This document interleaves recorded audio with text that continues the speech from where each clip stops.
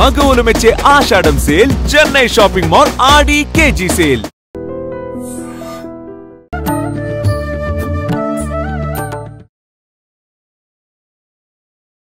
నమస్కారం, welcome to I dream. ధర్మ మార్గం విత్ విజిత కార్యక్రమానికి స్వాగతం. ప్రస్తుతం మనతో పాటు ఉన్నారు ప్రముఖ ఆధ్యాత్మికవేత్త, పూర్వపు యాదగిరిగుట్ట అర్చకులు, ఆంధ్ర ఉపన్యాసకులు డాక్టర్ సందుగు కృష్ణమాచార్యుడు గారు. ఇప్పుడు వారితో మాట్లాడి మరిన్ని మంచి విషయాలు అడిగి తెలుసుకుందాం. నమస్కారం అండి. అనేక శుభాకాంక్షలు, శ్రావణ మాసపు వైభవ ఆడపడుచుల శుభాకాంక్షలు ముందుగా. అంతేకాదు, ఆడపడుచులు అనగానే వెంటనే పురుషులకు ఆధిక్యం ఇవ్వలేదా అని అనుకుంటారు. కనుక పురుషుడు స్త్రీ ఈ రెండు ముఖ్యం. ఈ రెండు ఎట్లా ముఖ్యం, ఇది వివాహపు నాడు వినాలి.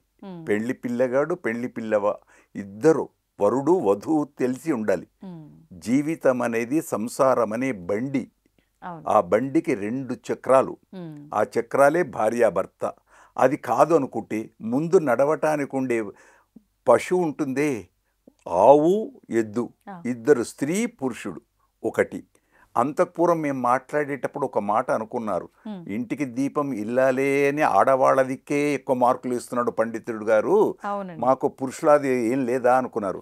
అసలు చెప్తున్నారు కానీ నేనే అది అడగాలనుకుంటారు. చాలా మంచిది మీ అభిప్రాయం. ఎందుకో మా హృదయంలోకి వచ్చింది, మీ అభిప్రాయం మా హృదయంలోకి వచ్చింది. కనుక సహస్రశ్రీ రిషా పురుష, పురుష శబ్దం ఎవరికి వాడారు? నారాయణుడికే వాడాడు.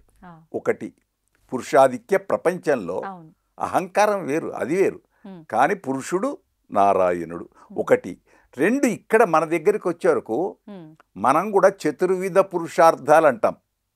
ధర్మ అర్థ కామ మోక్షములు, వాటికి పేరు చతుర్విధ పురుషార్థములు. ఇవి పురుషార్థంలే అన్నారు తప్ప స్త్రీ అర్థంలో అనలే. పురుషుడికేనా కదా, పురుషుడికే అని చెప్పి స్త్రీ అని కాదు, అందరూ ఇద్దరు ఇద్దరు ఇద్దరు. అందుకే ఇద్దరి చెరి సమానం, చెరి సమానం ఇద్దరికి ఉంది, అనేది లేదు. ఇద్దరు సమానమే. భార్య భర్త, భరించువాడు భరించునది. అంతేనా? ఇంకొకటి వివాహపు వ్యవస్థలో పురుషుడి గురించి ముఖ్యమైనటువంటిది ధర్మేచ అర్థేచ కామేచ అనే ప్రమాణం అమ్మాయి చేస్తుందా అబ్బాయి చేస్తాడు? అబ్బాయితోటే చేయిస్తాడు పండితుడు. మళ్ళీ అమ్మాయితోటి ఏమీ చేయించలే, ప్రమాణం ఎక్కడా లేదు. ఒకటి.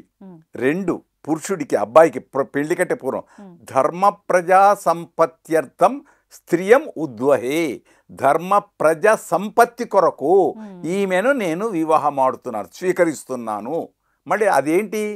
ధర్మార్థ కామ మోక్షములకు సాధనము భార్య, సాధనము భార్య, ప్రధానం భర్త, ప్రధానము భర్త. కనుక భర్త ప్రాధాన్యము ఉంది, భార్య ప్రాధాన్యం ఉంది. ఇద్దరూ చెరి సమానమే. మీరు చెప్పిన దాన్ని బట్టి చూస్తే మనకు ఇప్పుడు పెద్దవాళ్ళు ఆచరించే విధానమైన అదే, శాస్త్రాలు పురాణాల్లో కూడా ఇద్దరు సమానమే అనే ఒక భావనే ఉంది అనిపిస్తుంది. కానీ ప్రస్తుతం అలా లేదు కదండి, భర్త డామినేషన్ అనేది ఎక్కువగా కనిపిస్తోంది. ప్రస్తుతానికి చాలా మార్పు రావాలి. చెప్పేవాళ్ళు ఎక్కువ అయ్యారు, వినేవాళ్ళు లేరు. వినేవాళ్ళు ఉన్నా ఆచరించేవాళ్ళు లేరు. ఎందుకు కారణం?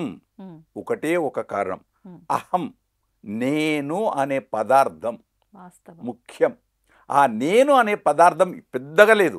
ఇదే ఆదిశంకరుడు అంటాడు, ఇంతుంది, ఇంత చిన్నది కనపడదు, లోపల ఉండేది నేను అనే పదార్థం. ఆ పదార్థాన్ని నీకు వీలైతే పెంచు. ఎంత పెంచేస్తావు? నేను, నా ఊరు, నా మండలము, నా జిల్లా, నా రాష్ట్రము, నా దేశము, నా 14 లోకాలు, అక్కడ ఏవీ లేవు. భార్య భర్త పెద్ద చిన్న అనేది ఉండదు. నేను అనుకునేటప్పుడు ఏది ఉండదు, నాది నా వాళ్ళు, అయిపోయింది. ఒకటి. లేదు నాకు చాతగా అబ్బా అంత చేస్తాను అనుకున్నావు, తీసేయి. నాది కాదు, నాది కాదు, నాది కాదు, నాది కాదు, నాది కాదు. అప్పుడేంటి? నాహం కర్త, నేను కర్తను కాదు అని అనుకున్నావనుకో, అయిపోయింది. అప్పుడు ఏమీ లేదు, సర్వసంగ పరిత్యాగి. జడభర్తోపాఖ్యానం భాగవతంలో ఉంది, గొప్పది. ఆయన రాజు కొడుతున్నా అంతే, అది ఎవరికి? లోపలుండే ఆత్మకు. కాబట్టి ఇద్దరు ఇక్కడ రెండు ఆత్మలు ఒకటి. పెళ్లి కంటే పూర్వం ఆమె సగము ఈయన సగం, అవును. అది పార్వతీ పరమేశ్వర అర్థం గొప్పది. ఇప్పుడు శ్రావణ మాసం తెలుసుకోదగింది. పార్వతీ పరమేశ్వరు ఇద్దరు అర్ధనారీశ్వర తత్వం. పైకి ఏదో బొమ్మ కాదు, లోపల ఇద్దరు సగభాగం. స్త్రీ పురుషుడు. స్త్రీ లేక పురుషుడు లేడు, పురుషుడు లేక స్త్రీ లేదు, ఇద్దరు సమానం. కాకుంటే ఇద్దరి కలయికప్పుడు ఆ భావాలు చాలా చక్కగా ఉండాలి. ఏదో అని ఈమె భయపడుతూ ఉండొద్దు, ఏమో ఆమె అని ఆయన ఉండకూడదు. అది గొప్పది. ఎందుకంటే సర్క్యులేషన్, బ్లడ్ సర్క్యులేషన్ అణువుగా మారుతూ ఉంది. దీనికి ఒక ఉదాహరణ, కౌసల్య సుప్రజారామ అన్నాడు తప్ప వాల్మీకి భగవానుడు దశరథ తనయ రామచంద్ర అనలే. దశరథుడు ఎందుకు పేరు చెప్పలే? పురుషుడు కదా, చక్రవర్తి కదా, 64 ఏళ్ళు బ్రతికినవాడు కదా. మళ్ళీ దశరథుడు కోపం రావద్దా పురుషుడికి? కౌసల్యనేనా, నేను కాదా అని కోపం రాకూడదా? ఇప్పటి సమాజం అయితే ఇప్పుడు సమాజంలో వస్తుంది కాబట్టి అందరికి. ఇప్పుడు పురుషాధిక్య ప్రపంచం గమనించండి. ఇక్కడ పుట్టినటువంటి రాముడు భార్యాభర్తల యొక్క సంయోగముతో పుట్టలే. యజ్ఞంలో నుంచి వచ్చినటువంటి పాయసం దశరథుడి చేతికిస్తే దశరథుడు తీసుకొచ్చి పంచాడు వీళ్ళ ముగ్గురికి. ఆ పాయస ప్రభావం వరం శ్రేష్టం. కాబట్టి కౌసల్య సుప్రజారామ. అదే శ్లోకంలో 2 ఉన్నాయి, ఇంకొకటి 2. కర్తవ్యం దైవమాహన్నికం. ఈ 2 మాటలు తెలిసి ఉంటే చాలు. కౌసల్య సుప్రజారామ పూర్వా సంధ్యా ప్రవర్తతే ఉత్తిష్ట నరశార్దూల కర్తవ్యం దైవమాన్నికం. కాబట్టి కర్తవ్యం, నువ్వు ఏ సమయంలో ఏది చెయ్యాలో అది చెయ్యి. భార్యతో కూర్చునేటప్పుడు సెల్ ఫోన్ వాడకో. భార్యాభర్తలు హాయిగా ఆనందంగా భోజనం చేయండి, ఆనందంగా ఉండండి, ఆనందంగా ప్రేమను పంచుకోండి. ఇతరములైన మాటలు అవసరమే లేదు. మీ అన్నయ్య ఇలా అన్నాడు, ఆనాడు ఇదైంది, పెళ్ళినాడు నాకు అది ఇవ్వలేదు, ఇవన్నీ ఇప్పుడు ఎందుకు అవసరం? అయిపోయింది. ఇప్పుడు ఏదుందో అది. అందుచేత గడ్డాలు మీసాలున్న వాళ్ళను కూడా చేసుకున్న అరుంధతి మహాపతివ్రత. అక్కడ వశిష్ఠుడి ప్రాధాన్యం లేదు, అరుంధతి నక్షత్రం అనే ఉంది చూడడం. ఇలా చూస్తే స్త్రీకి ప్రాధాన్యం ఉంది, పురుషుడికి ఉంది. కాకుంటే లోకంలో ఇంటికి దీపం ఇల్లాలు అన్నారు. ఇల్లును చూడు, ఇల్లాలిని చూడు అన్నారు. అందుచేత ఆవిడ లాలిత, ఈయన పురుషుడు, సంపాదించడమే ఈయన ప్రధానం. కనుక 2 సమానమే, 2 బండికి చక్రాలు.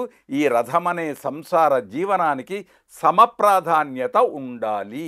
కనుక ఇది పురుషులు గ్రహిస్తారు, స్త్రీలు గ్రహిస్తారు, అన్యోన్యంగా ఉంటారు. మంచి సంతతితో ఈ దేశం నాకేమిచ్చింది నేను కాదు, ఈ దేశానికి నేను ఎలాంటి సంతతిని ఇస్తున్నాను, దేశానికి ఇవ్వకున్నా కనీసం నీ వంశం నీ ఇంటికి అని అనుకుంటే చాలమ్మా. 3 పువ్వులు 6 కాయల ఆ కుటుంబం. చాలా మంచి ప్రశ్న వేశారు. మాకేదో తెలిసింది చెప్పినాం, దాంతో తప్పు పట్టాల్సిన అవసరం లేదు. మంచిని గ్రహిద్దాం, చెడును దూరంగా ఉంచేద్దాం. శుభం.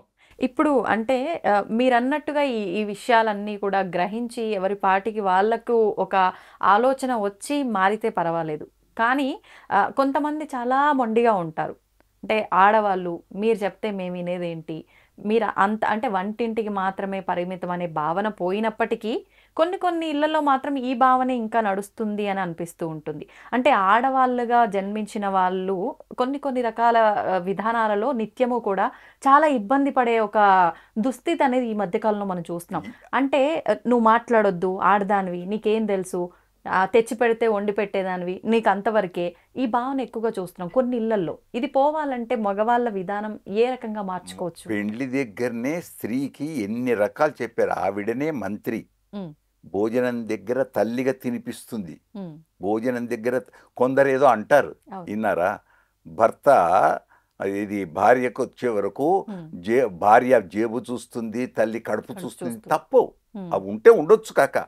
కానీ భార్యాభర్తలైన వాళ్ళు సమానం, త్రాసు లోపల ఇద్దరూ సమానం. ఆ సమచక్రత ఉండాలి భావన. కనుక నేను పెద్ద నువ్వు గొప్ప అని కాదు. ఒకప్పుడు భార్యకు కోపం రావచ్చు, ఒకప్పుడు భర్తకు కోపం రావచ్చు. అందుకోసం భార్యకు ఒక మాట ఉంది.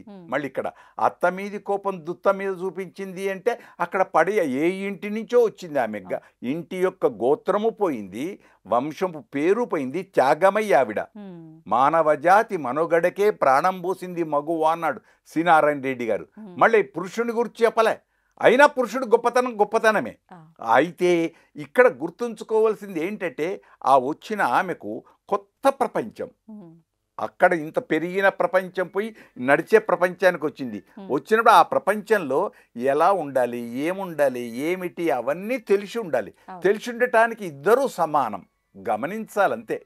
మనస్సుంటే మార్గం ఉంటుంది.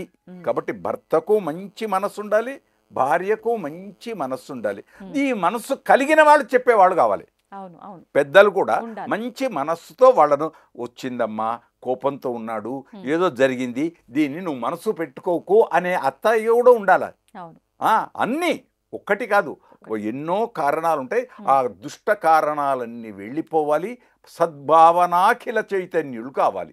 మంచి భావనలతో ఆనందంతో ఉంటేనా అది ఆ సంసారం అనే పుష్పం, సంసారం అనే జీవ నౌక చక్కగా ప్రయాణం చేస్తుంది. ఆ నౌక ఒడిదొడుకులు లేకుండా సంసారం అనే నౌక ఉందే చాలా సముద్రం నుంచి ఆనందంగా గట్టుకెక్కుతుంది. కానీ మధ్య లోపల ఇలాంటి పొరపొత్సాలు అవసరమే లేదు.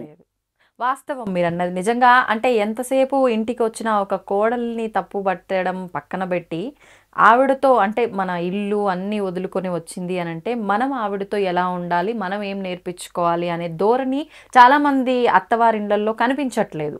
ఈ ధోరణి కనుక వస్తే తల్లిదండ్రులుగా అత్త మామల్ని భావిస్తుందేమో. అంతే. ఇంకొకటి ఇక్కడ ఇప్పుడు ప్రపంచంలో ఉండే ప్రజలందరికీ మా సోదరుల ప్రపంచాలందరికీ అందిస్తున్న మీడియా ద్వారా గమనించండి. కొడుకుకు పెళ్లి చేసేటప్పుడు ఏ ఉద్దేశంతో చేస్తుంది తల్లి? నా కొడుకు సుఖంగా ఉండాలి, బాగుండాలి, మా ఇల్లు మనమలు మనమరాళ్ళతో వర్ధిల్లాలి ఇది. మళ్ళీ అయినప్పుడు ఇద్దరు కలిసి కొడుకును కోడలు కలిసి ఏటో సినిమాకో ఏటో పోతుంటే ఎందుకు చూడడం కోపంతో? కొడుకు కోడలు కలిసి ఏదో ముచ్చట పెట్టుకుంటే కోపంతో ఎందుకు? అయినా ఒకవేళ అత్త అలా చూచింది, ఏదో కోపమో తాపమో చూచింది, ఇక ఈ కోడలకు మాత్రం ఎందుకు కోపం రావాలి? ఎందుకు రావాలి ఈమెకు? కాబట్టి సహనం ముఖ్యం, ఓపిక ముఖ్యం, ఆలోచన ముఖ్యం. ఈ కాలంలో ఈ మధ్యకాలంలో ఆలోచనలని చాలా లోపిస్తున్నాయి. ఆ లోపించకుండా భగవంతుడు రేపొచ్చే శ్రావణ శుక్రవారం వరలక్ష్మి అమ్మ అందరికీ మంచిని అనుగ్రహించుగాక. భావన మంచి భావన ఉంటే మంచి భావనతో చూస్తాం, లేదంటే తాడును కూడా పాముగా చూసే బాధ వస్తుంది. కాబట్టి కోడలు దేవత అనుకుంటే అయిపోయింది అంతే. ఇప్పుడు మీరన్న ఈ సహనం ఎంతవరకు ఉండాలంటారు? ఎంతవరకు ఉండాలో అంతవరకు ఉండాలంతే. దీనికి ఇంత నియమం లేదు. అంటే కొన్ని సందర్భాల్లో అతిగా ఎదుటి వాళ్ళ మన మిస్టేక్ లేకపోయినా ఎదుటి వాళ్ళు ఇబ్బంది పెడుతూనే ఉంటారు.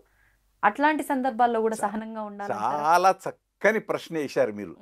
ఈ మధ్య లోపల ఈ ఆటలు వచ్చాయి, సెల్ ఫోన్లు వచ్చిన తర్వాత దాన్ని అంటారు డబ్బు బెట్టింగ్స్. ఈ బెట్టింగ్స్ వచ్చిన తర్వాత భర్త నష్టపోయాడు అనుకోండి, అప్పుడు భార్య కోపానికి రావాలా వద్దా? రావాలి కదా. మరి ఏది ఇంకొకటి ఇక్కడ చాలా గమనించాలి. నేను ఇప్పుడు ధర్మ సూక్ష్మం.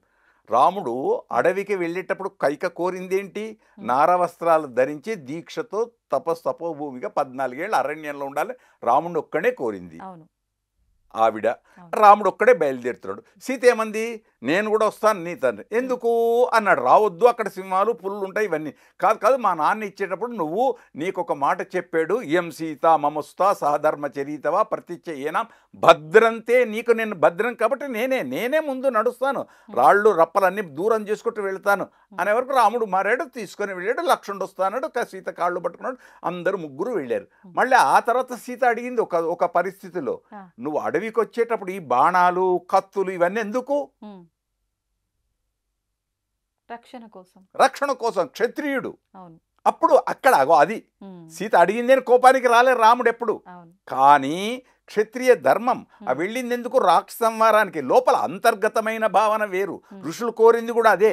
దుష్ట శిక్షణ శిష్ట రక్షణ, మంచి అనుకుంటే అయిపోయింది అంతే. అవును. భార్యాభర్తలు కూడా ఈమె నా కోసం, నా మంచి కోసం చెప్తుంది, డ్యూటీకి ముందు 10 నిమిషాలు వెళ్ళమని చెప్తుంది, ముందు మంచి హాయిగా ఇంటికి కోపంతో రాకు, తాపం మంచి హాయిగా ప్రశాంతంగా ఉండు అని చెప్తుంది. కాబట్టి కోపతాపాలు లేకుంటే ఇంకేమీ లేదు, అంతే.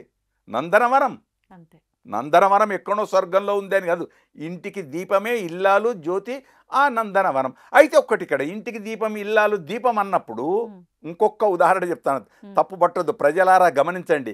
ఆ దీపం కిందనే నీడ ఉంటుంది, చీకటి. ఆ చీకటిని దూరం చేసే ఇంకో దీపం కావాలి.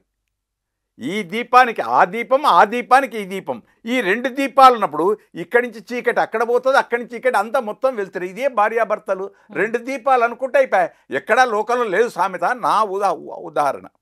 కనుక ఇద్దరూ వెళ్తురే అనుకునేటప్పుడు ఇద్దరం ఈ సంసారానికి అధికారం, ట్రస్టీస్ము. మా తాతల నుండి వచ్చినటువంటి ఆస్తికి మేము ట్రస్టీస్ము, కాబట్టి మేము సేవ చేస్తున్నాం అనుకుంటే అది గొప్ప యజ్ఞం. అంతకంటే మించిన యజ్ఞం లేదు. నువ్వేదో పుణ్యక్షేత్రాలు చేసి యాత్రలను చేసి లక్షల దానాలు చేయాల్సిన అవసరం లేదు. ఇంటికి వచ్చిన వాడికి ఇంత బిచ్చం వేస్తే చాలు, నీ కనపడిన పేదవాడిని ఆదుకుంటే చాలు. ఏది తోచినది చెయ్యి, తోచింది చెయ్యి. ఇంకొకటి ఇక్కడ మంచి ప్రశ్న మీరు వేసినందుకు నేను సమయం ఎక్కువ తీసుకొని చెప్తున్నాను. నీ కోపంతో తిట్టకు, చీకటి ఉంది అని కోపంతో తిట్టకు, చేతనైన చిరుదివ్య వెలిగించు, చేతనైన చిరుదివ్య వెలిగించు. పెద్ద జ్యోతి 1,00,000 పువ్వుల లేదు, 1,00,000 జ్యోతుల దీపాలు ఏదో ఇవన్నీ ఈ అవసరం లేదు. కోటి దీపార్చన ఈ అర్చనలు చేస్తూ ఉంది, అవన్నీ ఉన్నాయి శాస్త్రానికి, అవన్నీ వదిలేద్దాం. మనకు నీకు చేతనైన దీపం వెలిగించు. ఇది ఆవు నెయ్యా, ఈ నెయ్యా, ఆ నెయ్యా, క్యాండిలా, ఇదే అదే కాదు, జ్యోతి దీపము నీ స్తోమతను బట్టి, నీ దీన్ని బట్టి. ఇంకొకటి పూజ కూడా అప్పు చేసి పూజ చేయకు, ఉన్న దానిలో చెయ్యి, ఉన్న దానిలో చెయ్యి. ఒకటి ఇప్పుడు ఇంకొకటి మీరు అడగకుండానే నేను రేపు శ్రావణ మాసం కాబట్టి గుర్తు చేస్తున్నాను. అడిగే మనస్సు మా సోదరిది, ఆ మనస్సును గమనించి నేను చెప్తున్నాను. రేపు శ్రావణ మాసంలో సామూహిక వరలక్ష్మి వ్రతాలని ఉంటాయి. అక్కడ ఉన్నప్పుడు ఒక ఆమె వెండి చెంబు తెస్తుంది, ఒక ఆమె బంగారు చెంబు తెస్తుంది, ఇంకో ఆమె రాగి చెంబు తెచ్చింది, నాకేమీ లేదు, మట్టి చెంబు ఉంది. అదెందుకని చూస్తున్నావా? బయట పక్క వాళ్ళది నువ్వు అసలే చూడకు. నీ మనస వాచ కర్మణ నువ్వు ఆరాధించే అక్కడనే ఉండాలి. దీనికి ఉదాహరణమే సత్యనారాయణ వ్రతాలు 5వ కథలో పిల్లలు వాళ్ళు వ్రతం చేస్తామని రాలే, ఆ ఈతలు కొట్టారు. అప్పుడు అందులోపల అనుకున్నారు, అందులోపలే ఒకడు పండితుడయ్యాడు, వాళ్లే కథ చెప్పుకున్నారు. వాళ్లే అక్కడ ఉండే ఆకులు పువ్వులు అలములు చెట్లకు ఉండేవి తీసుకున్నారు, అవే పూజ చేసి అక్కడ ఉండే ఓ రాయినే పెట్టుకున్నారు. ఏం చేశారు అక్కడంతా చెప్పడు. ఆ పిల్లలు ఆ ప్రసాదం తీసుకెళ్ళి ఇచ్చారు, దొప్ప కుట్టి దొప్ప ప్రసాదం రాజుకి ఇస్తే ఈ పిల్లలు ఇలా అనుకుని వాడు పరిశుభ్రత ఉండదు, ఏముండదు, ఈ ప్రసాదం నేను తింటానా అని ప్రసాదాన్ని వదిలిపోయే వరకు ఏమైంది, అక్కడ నగరం అంతా కాలిపోయింది, సంతానం అంతా కథ. మళ్ళీ వచ్చాడు, మళ్ళీ పిల్లలతో చేయించుకొని ప్రసాదం తీసుకున్నాడు. అంటే తన తప్పు తను తెలుసుకున్నాడు. ఇది కథ తన ప్రతి ఇంటికి అవసరం. తన తప్పు తను తెలుసుకుంటే చాలు. ఏ సందర్భంలో అయినా కూడా అన్ని సందర్భంలో అందరూ అన్ని మర్చిపోయి ఇద్దరు అద్దాలు, భార్య భర్త, ఈమెను ఆ అద్దంలో చూడాలి, ఈమె భర్త అనే ముఖం అనే అద్దంలో చూడాలి, మనస్సు అనే అద్దంలో చూడాలి. ఈ భర్త భార్య అనే మనస్సు ముఖం అనే అద్దంలో చూసుకుంటే ఇద్దరు చూసుకుంటే ఏ గొడవలు ఉండవు అని నేను అనుకుంటా. నా వరకు అది వాస్తవము, నిజము కూడా. అలా ఉంటే ఆనంద పరంపర దేశం. ఇది భవిష్యత్ తరాలకు అవసరం. చెప్పేవాళ్ళు తగ్గారు, ఇప్పుడు తగ్గిపోయారు. కాబట్టి మీడియా ద్వారా గ్రహించే వాళ్ళకి అందిస్తున్నాం. దేశాలు ఇప్పుడు నక్షత్రాలు ఎన్నో ఉన్నాయి. ఏకశ్చంద్ర స్తమోహంతి నచ తారా గణాపిచ. అన్ని నక్షత్రాలన వెలుతురు ఇవ్వలేదు. పండితుడు అనేవాడు, పెద్దలు అనేటువంటి చంద్రులు వెలుతురు ఇచ్చి ఆ దోషాన్ని దూరం చేస్తే చాలు, ఆ లోపల ఉండే అనుమానాలు వెళ్ళిపోతే చాలు. అదే నందనవనం, ఆరోగ్యమైన కుటుంబం, సత్సంతానం. అంతే వాస్తవం మీరు చెప్పింది. ఇప్పుడు ఈ జనరేషన్ వాళ్ళకి ఎవరైనా చెప్తే వినడానికి సిద్ధంగా ఉన్న వాళ్ళు కూడా ఉన్నారు. అలాంటి వాళ్ళకు మీ మాటలు చాలా చక్కగా ఉపయోగపడతాయండి. చాలా సంతోషం, ధన్యవాద్. అందరూ బాగుపరచకపోవచ్చు కాక ఒక్కడు రాముడి లాంటి వాడు ఒక్కడు దేశానికి వెలుతురిచ్చేటువంటి చంద్రుడు రామచంద్ర, అలాంటి చంద్రుడు ఒకడు వస్తే చాలు. ఆ చంద్రులు ప్రతి ఇంటిలో రావాలి. ఆ దంపతులు కౌసల్య సుప్రజారామగా పొగడబడుతూ తలుచుకుంటూ ఆనందంగా ఉంటే అత్తామామలు ఎంత సంతోషం, ఇటు తాతయ్య అమ్మమ్మ ఎంత సంతోషం, ఇటు వీళ్ళందరి సంతోషం. ఆ సంతోషం దేశానికి వచ్చుగాక. వచ్చే శ్రావణ మాసం ఇలాంటి భావాలతో మంచిని పంచుగాక, చెడును పక్కకు పెట్టుగాక, మంచిని మైకులో చెప్పుదురుగాక, చెడును హృదయంలో దాచుకొందురుగాక అని సందేశం అందిస్తున్నాం. మా మాటలలో ఇదేం ధర్మ సందేహాలు కావు. ధర్మ మార్గం అనే శీర్షిక చాలా గొప్పది. మార్గం అంటే దారి. ఈ దారిలో ముళ్ళు ఉంటాయి, పల్లెరకాయలు ఉంటాయి, రాళ్ళు రప్పలు ఎన్నో ఉంటాయి. వాటిని దూరం చేద్దాం, చెడును దూరం చేద్దాం, మంచిని పట్టుకుందాం. విమర్శలకు తావు ఇవ్వకుండా ఆయనేదో చెప్పాడే ఈయనేదో అనుకోకుండా మా మంచి ఏదైనా ఉంటే వెతికి పట్టుకుందాం, చెడు ఉంటే వదిలేద్దాం. కనుక మా ఐడి ఛానల్ వాళ్లకు అనేక శుభాకాంక్షలు. వర్ధతాం అభివర్ధతాం. మహనీయమూర్తి అబ్దుల్ కలాం అన్నట్టు స్వప్నంలో వచ్చినటువంటి దాన్ని సాకారం చేసే స్టూడియో. ఈ స్టూడియో ద్వారా, ఈ మీడియా ద్వారా ప్రపంచంలో ఎందరు బాగుపడినా ఆనందం. అందరూ ఎందరో అని మళ్ళీ అనుమానం వస్తుంది. అందరూ బాగుపడాలి, అందరూ ముత్యాల్లాంటి సంతానమే కావాలి అని నవరత్న రాసులు పొంగినట్టు పొంగాలి అని అందరికీ శ్రావణ మాసపు శుభాకాంక్షల పరంపరలు అందిస్తూ మా మీడియా కూడా వర్ధతాం అభివర్ధతాం. శుభం భూయాత్. జయోస్తు జయోస్తు జయోస్తు. తవ్వుతూనే శివలింగం. సరే దాన్ని అట్లా కప్పేసేయండి, చూపించదండి. మూర్తి పూజ కాదు, సాక్షాత్ బ్రజేంద్ర నందన భగవాన్ ఉన్నారు మూర్తిలో. ఏమీ ఆశించకుండా ఆరాధించే వాళ్ళు కూడా ఉన్నారా ప్రభుజీ? నిజమైన భక్తి అంటే మనకు తెలియదు కాబట్టి